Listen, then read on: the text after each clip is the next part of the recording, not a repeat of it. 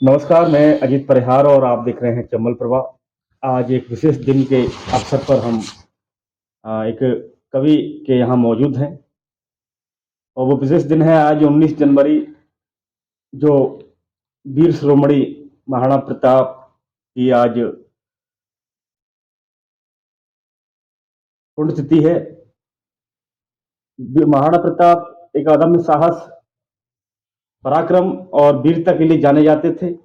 न केवल राजपूतों के बल्कि हर समाज के लिए उन्होंने अपना योगदान दिया और अपना पूरा जीवन इस समाज के लिए और लोगों के लिए समर्पित किया। तो इस आज विशेष दिन पर हम मौजूद हैं कवि आकाश परमार के यहाँ और उनसे हम जानेंगे कि महाराणा प्रताप की विस्तृत जानकारी को लेकर किस तरीके से उन्होंने अपने समाज और देश के लिए अपना जो बलिदान था वो दिया था। और आकाश परमार ओज के कवि हैं, तो उनकी एक कविता भी है महाराणा प्रताप को लेकर के। तो सर, सबसे पहले तो आपका हमारे चैनल में बहुत बहुत स्वागत है। महाराणा प्रताप को लेकर के थोड़ा सा प्रकाश डालिए, लोगों को बताने का प्रयास करिए कि महाराणा प्रताप की क्या कुछ खासियत थी, क्या कुछ उन्होंने इस देश और समाज के लिए किया। चंबल प्रभा के समस्त दर्शकों को मेरा नमस्कार। सर्वप्रथम मां शारदे के चरणों में नमन करता हूं। जैसा कि अजीत परिहार जी ने बताया, मैं एक तुच्छ सा व्यक्ति महाराणा प्रताप के बारे में क्या बताना चाहूंगा, उस वीर शिरोमणि के बारे में क्या बताना चाहूंगा। साथियों, आज वह दिन है कि भारतवर्ष ने आज ही के दिन एक महान वीर योद्धा को खोया था।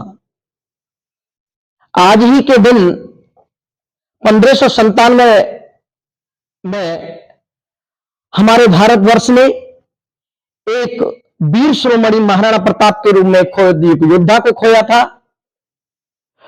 और सर्वप्रथम मैं साथियों आपसे एक निवेदन करना चाहूंगा, वर्तमान के प्रचलन को लेकर के एक निवेदन करना चाहूंगा कि हमारे महापुरुषों को आपके चंबल प्रभा चैनल के माध्यम से मैं यह बात रखना चाह रहा हूं अजीत जी, कि हमारे आजकल क्या एक रीति बना रखी है कि हमारे महापुरुषों को समाज विशेषों के रूप में बांट दिया गया है, जो कि नहीं होना चाहिए।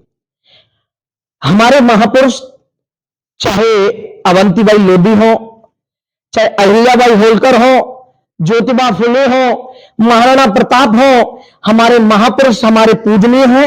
हमें उनको सदैव उनको पूजनीय ही रखना है, हमें समाजों में विभाजित नहीं करना है। उनको हमारे जो महापुरुष है वो हमारे देश के महापुरुष हैं। साथियों, आज के दिन हमने एक महान योद्धा को खोया था। आज का वह दिन है भारतवर्ष के लिए। और जैसा कि मुझे अजीत परिहार जी ने बताया कि आज वह यहां पर उपस्थित हो रहे हैं, तो मैं उनका धन्यवाद भी देना चाहूंगा, चंबल प्रभा चैनल का भी धन्यवाद देना चाहूंगा।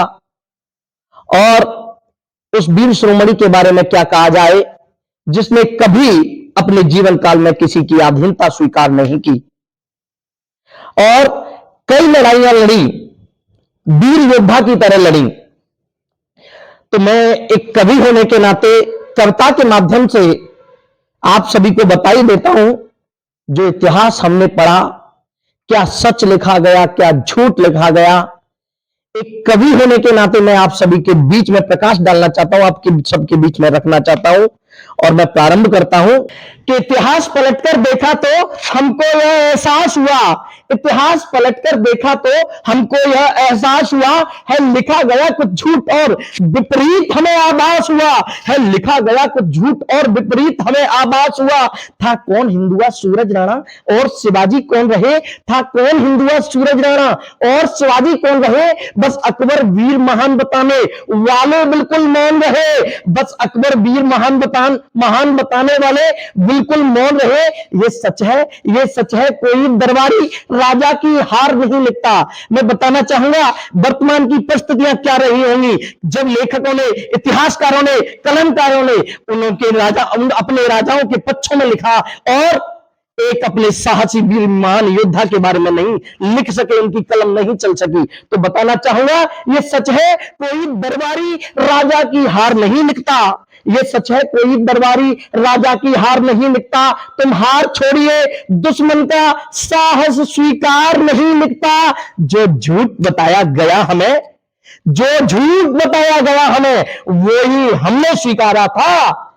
ये सच है हल्दी घाटी में। और सच क्या है मैं बताना चाहूंगा आपको, सच यही है, ये सच है हल्दी घाटी में राणा से अकबर हारा था। ये सच है, हल्दी घाटी में राणा से अकबर हारा था।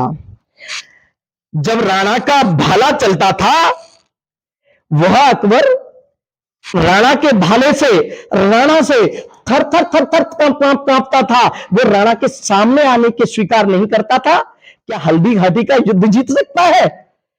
जब राणा का भाला चलता था, अकबर भी चकराता था। राणा तो भूखे सोते थे, अकबर भी घबराता था। राणा तो भूखे सोते थे, क्या अकबर भी खा पाता था? पहले तो राणा राणा थे, पहले तो राणा राणा थे, जंगल में पहुंचे सिंह हुए। पहले तो राणा राणा थे, जंगल में पहुंचे सिंह हुए, और मुंडा को ऐसे काट दिया जैसे राणा नरसिंह हुए, जैसे राणा नरसिंह हुए। जिसके तलवारी तेवर से दुश्मन थर थर थर्राता था, जिसके तलवारी तेवर से दुश्मन थर थर थर्राता था। राणा के रण कौशल से यमराज तलक भय खाता था। मेवाड़ धरा का वह सूरज, मेवाड़ धरा का वह सूरज ईश्वर ने स्वयं उतारा था।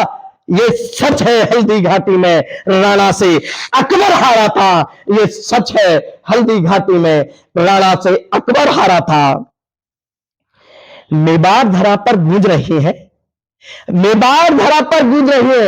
अगर आपको मौका मिले तो राजस्थान की उस वीर भूमि का दर्शन करने का सौभाग्य प्राप्त हो तो दर्शन कीजिए कि मेवाड़ धरा पर गूंज रही है अब तक चेतक की टापें। अब मेवाड़ धरा पर गूंज रही है अब तक चेतक की टापें। औकात नहीं थी अकबर की जो राणा का साहस नापे, औकात नहीं थी अकबर की जो राणा का साहस नापे।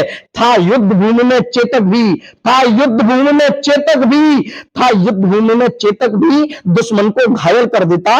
था युद्ध भूमि में, राणा तो दूर की बात है, था युद्ध भूमि में चेतक भी दुश्मन को घायल कर देता। अपने बल और पराक्रम से राणा को कायल कर देता। चेतक की टापें जब दुश्मन के, चेतक की टापें जब दुश्मन के सीने पर पड़ जाती थी, चेतक की टापें जब दुश्मन के सीने पर पड़ जाती थी, तलवारों से ज्यादा घातक होकर अंदर तक डर जाती थी। कितने ही शत्रु सैनिकों को, कितने ही शत्रु सैनिकों को, कितने ही शत्रु सैनिकों को खुद चेतक ने ही मारा था। ये सच है, हल्दी घाटी में राणा से अकबर हारा था। सच है, हल्दी घाटी में राणा से अकबर हारा था। इस कविता का अंतिम बंद मैं आपको सौंप देता हूं कि राणा से ज्यादा भूख रही, राणा से ज्यादा भूख रही चेतक में युद्ध जीतने की, मुगलों से डटकर लड़ने की, अपनी मुगलों से डटकर लड़ने की, हर बार विरुद्ध जीतने की। चेतक का पूरा स्वामी भक्त अपनी धुन में मतवाला था। चेतक का पूरा स्वामी भक्त अपनी धुन में मतवाला था। हिंदुत्व और भगवा का भी पूरा पूरा रखवाला था। प्राणों की बिन परवाह किए राणा से आगे रहता था। प्राणों की बिन परवाह किए राणा से आगे रहता था। उसके साहस की चित्र स्वयं राणा की, उसके साहस का चित्र स्वयं लड़की गाथाएं कहता था। अंतिम सांसों तक अड़ा रहा राणा ने जहां पुकारा था। ये सच है, हल्दी घाटी में राणा से अकबर हारा था। ये सच है, हल्दी घाटी में राणा से अकबर हारा था। नमस्कार।